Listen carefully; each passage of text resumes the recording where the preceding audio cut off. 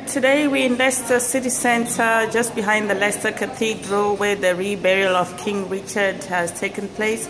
I have with me here Master Stephen Burke, who's come all the way from Kent. Master Burke, how are you today? Fine, thank you. Really enjoyed this morning. Okay, what have you enjoyed about the things happening this morning? I think it's very moving, and I think it's great to see Richard finally properly buried.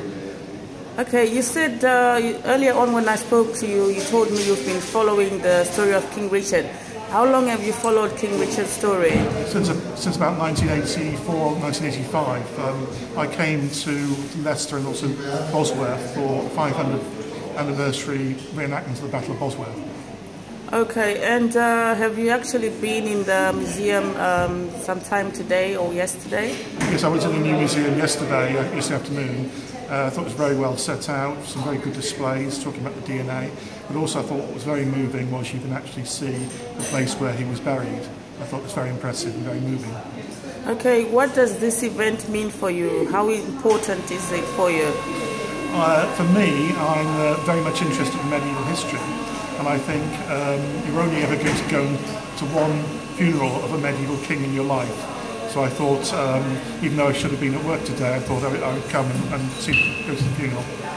Okay, King Richard has been reburied, so what happens now? Are you going to keep following the story? What's going to happen? What are your plans? My plan is, I know that they're going to finalise or complete his tomb the next day or two. So I'll probably come up here for another for a weekend and stay in Leicester and have a look at the tomb, and also probably tour around the Leicester area and go and see the battlefield centre at Bosworth. Okay, so what made you get interested in this King Richard story? You said you started following it 30 years ago? I think it probably predates that, because I was very interested in medieval history and castles and battles and armour right from about the age of 7 or 8. But I really got into it from the age of about 19 or 20 onwards. And I think Richard was the last of the Plantagenet kings.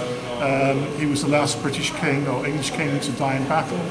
He died fighting for his country, and I think it's a very romantic, very moving story.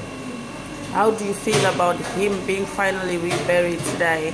I think it's an absolutely incredible story. I think it was a very remote chance that they would ever find his skeleton. They found his skeleton, and I think it's tremendous the work that the archaeologists and historians and also Leicester Council have put into this. It's brilliant. Okay, thank you very much.